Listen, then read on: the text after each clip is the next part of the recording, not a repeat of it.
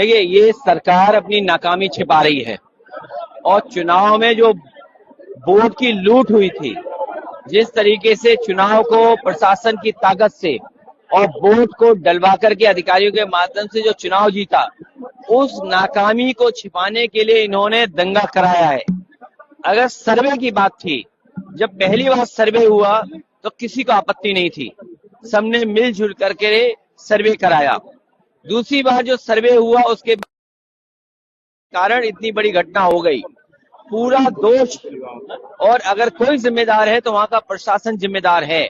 और अगर ये होर्डिंग, जुर्माना, उनके नाम जारी करना, तो कम से कम भारतीय जनता पार्टी को उनके भी नाम जारी करने चाहिए जो सर्वे के समय पर भारतीय जनता पार्टी के नारे लगाते हुए भारतीय जनता पार्टी के समर्थक सर्वे के समय गए थे। कम से कम उनके नाम तो जारी हों। दोषी वही लोग भी हैं, क्योंकि सर्वे की टीम के साथ भारतीय जनता पार्टी के लोग कैसे जा सकते हैं। और ये दिल्ली लखनऊ की लड़ाई है। दिल्ली लखनऊ की जो लड़ाई है उसमें आम आदमी पिस रहा है, जनता पिस रही है। और लखनऊ वालों को ये पता है कि कभी दिल्ली वालों ने भी इसी तरीके की घटना कर करके दिल्ली तक पहुंचे थे। आज लखनऊ वाले भी उसी रास्ते पे चल रहे हैं। अब देखना यह है कि राजधर्म कौन किसको याद दिलाता है। जो राजधर्म की बात है वो अब कौन, लखनऊ वाले, दिल्ली वाले, अब कौन किसको याद दिलाएगा, ये सबसे बड़ी बात है। क्योंकि दोनों सरकारें देख रही हैं आखिरकार के अन्याय हो रहा है। और आपको याद होगा, जब बुलडोजर रोका गया तो जुर्माना सरकार को देना पड़ा। और आज ऐसी परिस्थितियां हैं जहां वो सीसीटीवी वीडियो अगर रिलीज कर रहे हैं तो कहीं ना कहीं इंटरनेट खुलने के बाद तमाम वो वीडियो, तमाम वो ऐसी हो सकता है वो निकले जिसमें कहीं ना कहीं प्रशासन की कमी नजर आए। नहीं, आखिरकार सर्वे कराते समय वो कौन लोग थे भारतीय जनता पार्टी के जो नारे लगा रहे थे?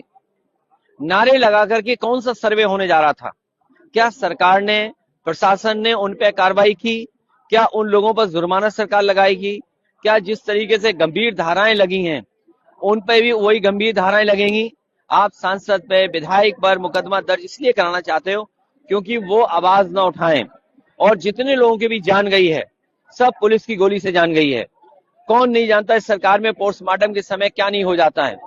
यहाँ पर यह भी है कि पोस्टमार्टम में दबाव बना करके डॉक्टर्स पर रिपोर्ट बदलवाई जाती हैं, तो प्रशासन क्या नहीं कर सकता है। और फिर ये जो लोग अधिकारीगण हैं, इनका जरा बैकग्राउंड देखिए, आप कौन लोग हैं अधिकारी।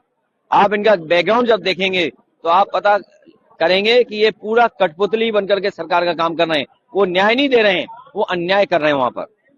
मिल्कीपुर का चुनाव भी, मैं अयोध्या और मिल्कीपुर के चुनाव के लिए पूरे देश के मीडिया के लोगों को और पूरे विश्व के मीडिया के लोगों को निमंत्रण देना चाहता हूं कि आए और देखें आगे कितना निष्पक्ष चुनाव होता है, कितना डेमोक्रेटिक तरीके से चुनाव होता है। कम से कम पूरी दुनिया और देश का मीडिया देखे कि भारतीय जनता पार्टी कितने ढंग से चुनाव कराती है। कटहरी के हमारे पत्रकार साथी, आप जानते होंगे स्कूटी कब दी गई, किसके पैसे स्कूटी आई है,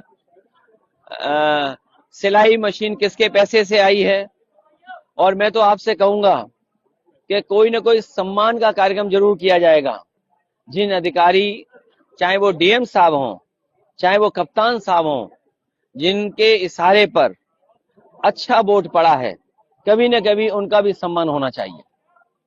इलेक्शन कमीशन करे, नहीं तो कोई सरकार आए, वो जरूर सम्मान इनका करे कि जिन्होंने मशीन की बटन दबा दबा करके वोट पड़वाए। सर, आपने भी तो ऑफर दिया। नहीं, मैं तो ऑफर अभी भी जारी है। अगर उनकी इच्छा हो, लाल टोपी पहननी हो तो लाल टोपी पहन लें, और अगर कमल लेकर के घूमना है कीचड़ में तो वो भी घूम लें। संविधान यात्रा निकाल रही है।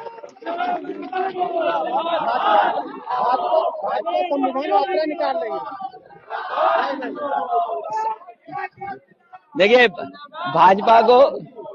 भाजपा संविधान से नहीं चलती है। भाजपा संविधान से नहीं चलती है। भाजपा मन विधान है उनका, वो मन विधान से चलती है। और लोकतंत्र में लोग वोट डालते हैं, लोग वोट डालें, ये तंत्र से वोट डलवाते हैं। तो इनके लिए लोकतंत्र कुछ नहीं है, लोग से वोट नहीं डलवाते हैं, ये तंत्र से वोट डलवाते हैं और 27 में उसकी तैयारी हम जनता को करनी पड़ेगी। जहां समाजवादी पार्टी तैयारी करेगी, वहीं जनता को भी अपने अधिकारों को बचाने के लिए, संविधान को बचाने के लिए और लोकतंत्र को बचाने के लिए मैं तो कहूंगा, अगर ईवीएम की बटन की फॉरेंसिक जांच हो और ये पता लगाना हो, अगर कोई साइंटिफिक तरीका हो, तो आप पाएंगे कि एक ही उंगली ने बटन दबाई है कई बार। ये लड़ाई लंबी है और लगातार चलती रहेगी। लोग इसकी मांग करते रहे हैं। कई देशों में ईवीएम मशीन अनकॉन्स्टिट्यूशनल है, अगर उसमें वोट पड़ता है तो अनडेमोक्रेटिक है वहां पर।